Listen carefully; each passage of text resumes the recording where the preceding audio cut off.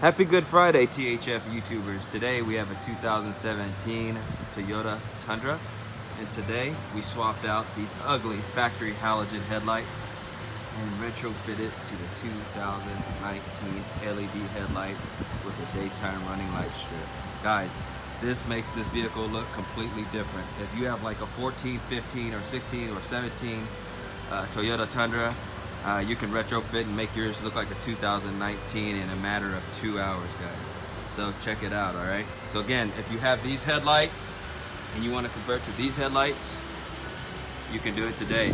You got the DRL strip and you have the built-in LED.